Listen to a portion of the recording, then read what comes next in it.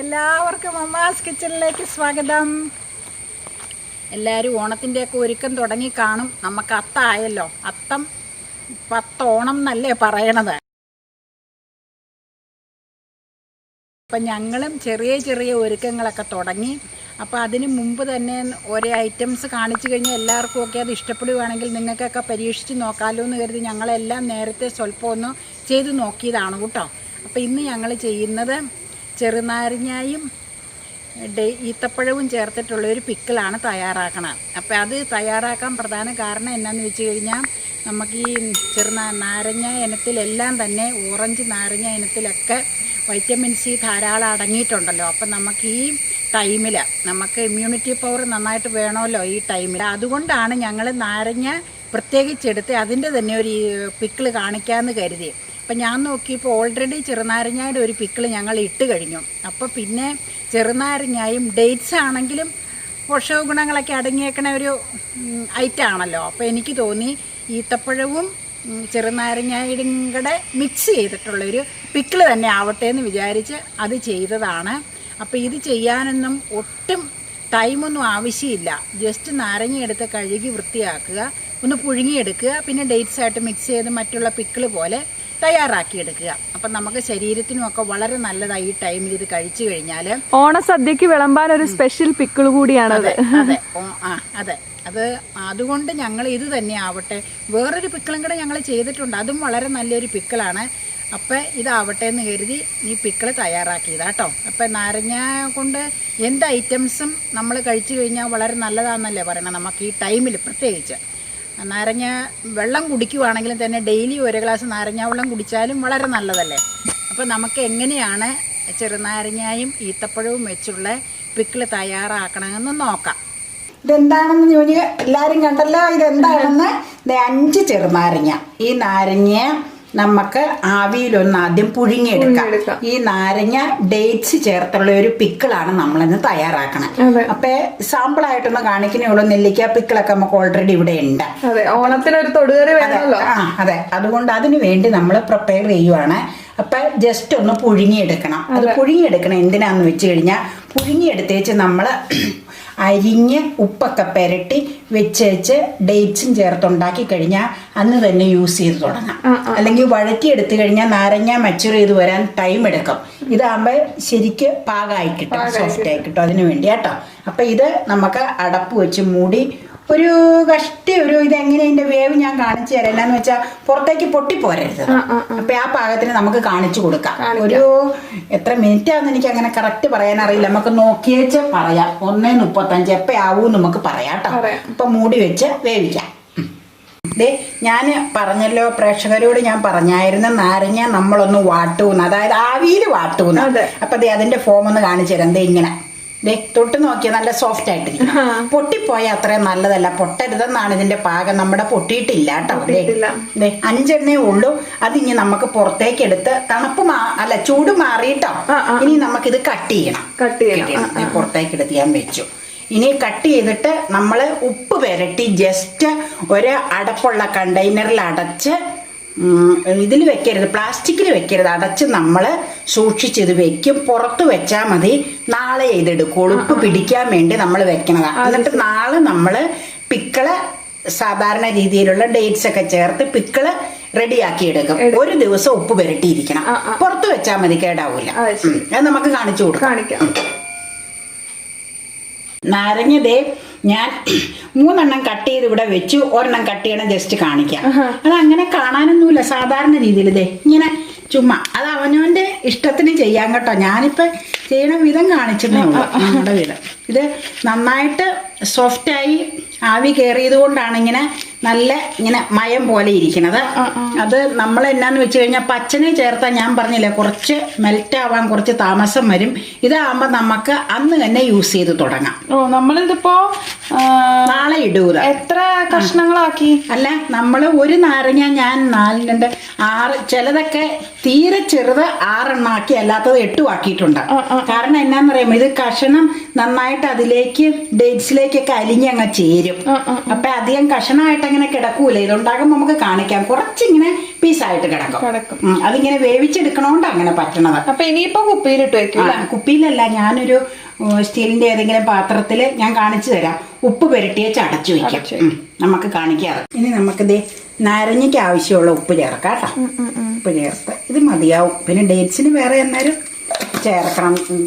കറിയൊന്നും പോട്ടെ, ഈ റെസിപ്പി അല്ല, നമുക്ക് പിക്കിൾ തയ്യാറാക്കണ്ടേ. കൈ കൊണ്ട് തന്നെ ഇത് മിക്സ് ചെയ്യുക. ഉപ്പ നന്നായിട്ട് മിക്സ് ചെയ്തിട്ട് കുപ്പിയിലിടണമെന്നുള്ളവർക്ക് കുപ്പിയിലിടാൻ കേട്ടോ. പ്ലാസ്റ്റിക് കുപ്പി ആകരുതെന്ന് മാത്രം. അതുപോലെ പ്ലാസ്റ്റിക് കണ്ടെയ്നറിലും ഇടരുത് കേട്ടോ. ഞാൻ ജസ്റ്റ് ചുമ്മാ ഒരു ബൗളില് ഈ നീരും നമുക്കതിലേക്ക് ഒഴിക്കാം. ഒട്ടും വേസ്റ്റ് ആക്കണ്ട. ഇതിന്റെ സത്തല്ലേ നീര്, പുളിപ്പും ഇതുമൊക്കെ വന്നെ. ഇനി ഇത് നമ്മളൊരു സ്റ്റീലിന്റെ അടപ്പ് കൊണ്ട് അടച്ച് നമ്മൾ ഈ ബെർത്ത് തട്ടയിൽ തന്നെ വെച്ചാൽ മതി. അടച്ച് വെച്ചാൽ മതി. എന്നിട്ട് നാളെ നമുക്ക് തയ്യാറാക്കാൻ നേരത്തെ എടുക്കാം. ഫ്രിഡ്ജിലൊന്നും വെക്കണ്ട. ഫ്രിഡ്ജിൽ വെക്കണ്ട. പിക്കിള് തയ്യാറാക്കുമ്പോൾ എപ്പോഴും നല്ലെണ്ണയിലാട്ടോ വഴറ്റണതാ. ചട്ടിയിലേക്ക്, മൺചട്ടിയിലേക്ക് നല്ലെണ്ണ ഒഴിച്ചു. അത്രയും വേണ്ടി വരും. കാരണം ഇച്ചിരി ഒഴിച്ചേക്കാം. കാരണം എന്നാന്ന് വെച്ചാൽ ഇതൊക്കെ വഴറ്റി എടുക്കണ്ടേ. എണ്ണ ചൂടായി. അപ്പൊ അതിലേക്ക് ഇതേ ഇഞ്ചി വെളുത്തുള്ളി മിക്സ് ചെയ്തത് ഇതിലേക്ക് വഴറ്റാനായിട്ട് ചേർക്കുവാണ്. അത് വഴന്നൊരുവിധായി കഴിയുമ്പോൾ മറ്റ് മസാലകളൊക്കെ ചേർത്ത് കൊടുക്കാം. ഒരു ഹാഫ് കുക്കായി കഴിയുമ്പോൾ മസാലകൾ ചേർക്കാം കേട്ടോ.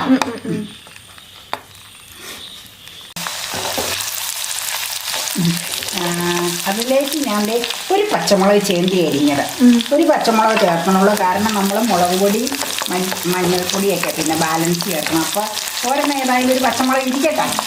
വെളുത്തുള്ളിയും ഇഞ്ചിയും വഴറ്റാനായിട്ട് നല്ലെണ്ണ ഒഴിച്ചേച്ച് കലത്തിലേക്ക് ചേർത്തു. അത് സ്വല്പം ഒന്ന് പച്ചപ്പ് മാറിക്കഴിഞ്ഞപ്പോൾ ഒരു പച്ചമുളക് ചേന്തി അരിഞ്ഞത് അതിലേക്ക് ചേർത്തിട്ടുണ്ട്. ഇനി അത് കുറച്ചുകൂടെ മൂത്ത് കഴിയുമ്പോൾ പൊടികൾ ചേർക്കണം.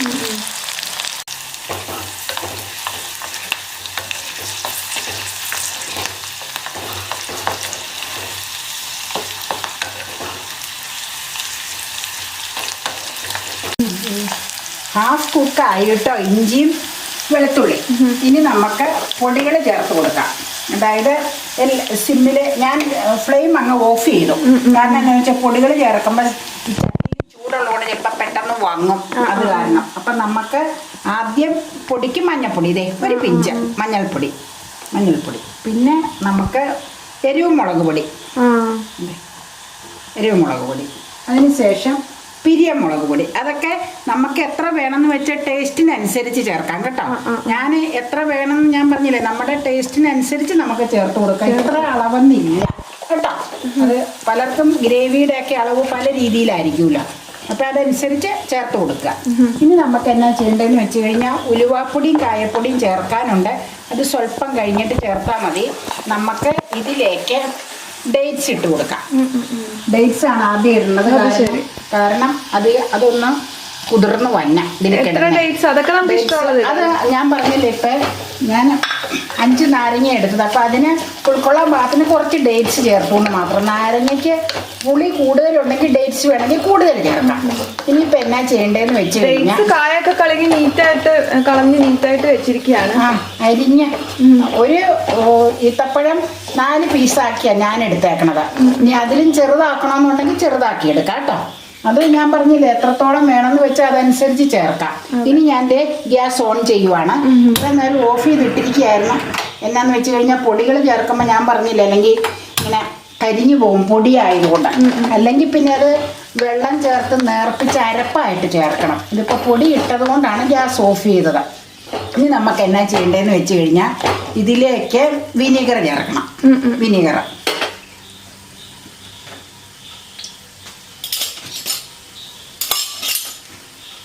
നോക്കിക്കോ. നാരങ്ങയ്ക്ക് പുളിയുള്ളതാണ്, അതുകൊണ്ട് വിനീഗർ സൂക്ഷിച്ച് ചേർക്കണം കേട്ടോ. ഞാനിപ്പോൾ ഇതിന് ഒരു 1.5 സ്പൂൺ ഇതിന് ചേർത്തിട്ടുണ്ട് വിനീഗർ. ഇനി ഇതിൻ്റെ ഒപ്പം നമുക്ക് നല്ല സ്മെല്ലൊക്കെ വന്നിട്ടുണ്ട്. അത് വിനീഗർ ഒഴിച്ചിട്ടില്ല. ഇനി ഇതിൻ്റെ ഒപ്പം നമുക്ക് ഇത് സ്വല്പം ഒന്ന് കുതിർന്ന് വരാനായിട്ട് ചെറു ചൂടുവെള്ളം ചേർക്കാവുള്ളൂ. ഒരിക്കലും പച്ചവെള്ളം ചേർക്കരുത്, പിക്കിള് പൂത്തു പോകും. കുറച്ച് ഇതൊന്ന് ഇതിൽ കിടന്നൊന്ന് ഒന്ന് കുഴഞ്ഞ് വെന്ത് വരണം. അതിന് വേണ്ടി ഇതെന്താണെന്ന് വെച്ചാൽ നല്ല ഉണങ്ങിയിരിക്കുന്ന സാധനമല്ലേ, അത് കാരണം അതിന് വേണ്ടി നമ്മൾ സ്വല്പം ചെറു ചൂടുവെള്ളം ചേർക്കാം. ഇനി ചൂടുവെള്ളം ചേർത്തൊരു കഷ്ടി ഒരു 5 മിനിറ്റ് അതിൽ കിടന്നൊന്ന് മെൽറ്റായി വരട്ടെ. ആ സമയത്ത് നമുക്ക് മെൽറ്റായി വരണ സമയത്ത് അതിലേക്ക് കായപ്പൊടി ഉലുവാപ്പൊടിയും ചേർത്ത് കൊടുക്കണം. ഒരു പിഞ്ചിലെ ഉലുവാപ്പൊടി, വറുത്ത് പൊടിച്ച് നമ്മൾ വെച്ചിരിക്കുന്ന ഉലുവാപ്പൊടി കേട്ടോ. കായം നമ്മൾ വാങ്ങിച്ച പൊടിയാണ്, കായ ഒരു പിഞ്ച് കായം. ഇനി നമുക്ക് ഇതിന് പാകത്തിനുള്ള ഉപ്പ് ചേർത്ത് കൊടുക്കണം. ഇപ്പം നമ്മൾ ഡേറ്റ്സിന് ഉപ്പിട്ടില്ലായിരുന്നു. കണ്ടാൽ തന്നെ കൊതി വരും കേട്ടോ, നല്ല അസല് പിക്കിളാണ്. അതെ, ഉപ്പ കണ്ടോട്ടോ. ഇപ്പം തൽക്കാലം അത് വെച്ച് സ്റ്റോപ്പ് ചെയ്യാം. പിന്നെ നമുക്ക് ഇത് ഏതാണ്ടൊരു പരിവായി തുടങ്ങി അന്നേരം നമുക്ക് നാരങ്ങ ചേർത്ത് കൊടുക്കാം. നാരങ്ങ നമ്മൾ ഒന്ന് പറഞ്ഞോട്ടെ.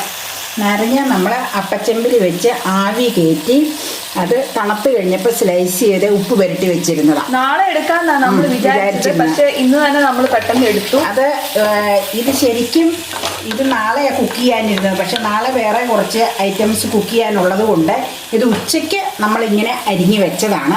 ഉപ്പ് പുരട്ടിയിട്ടുണ്ട്. ഇനി നമുക്ക് ഇതിലേക്ക് ചേർത്ത് കൊടുക്കാം. അപ്പം ഫ്ലെയിം സിമ്മിലാട്ടോ. ഇനിയിപ്പോൾ ഇത് ചേർത്ത് നമുക്ക് വലിയ താമസമില്ല. പിക്കിൾ ഓൾറെഡി ഏതാണ്ടൊക്കെ ആയി. നമുക്ക് ചേർക്കാം. ചേർത്ത് മിക്സ് ആക്കണം.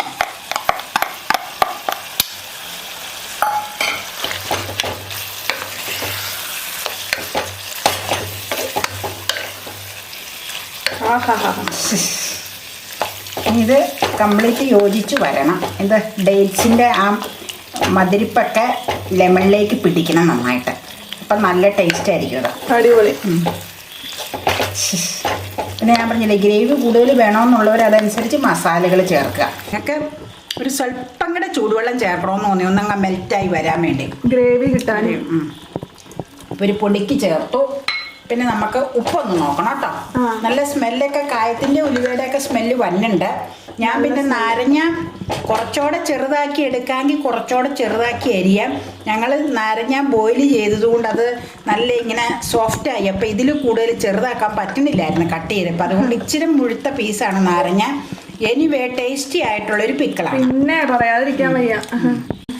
ഇതേ നമ്മുടെ പിക്കിൾ ഇവിടെ റെഡി ആയിട്ടുണ്ട്. ഈ പിക്കിള് ഡേറ്റ്സും ലെമണും കൂടെയുള്ള ഈ പിക്കിള് ചോറിന് ഉപയോഗിക്കാം, ബിരിയാണിക്ക്, ഫ്രൈഡ് റൈസിന് ഒക്കെ ഉപയോഗിക്കാം കേട്ടോ. ചോറിന് ഉപയോഗിച്ചാലും വളരെ ടേസ്റ്റിയാണ്.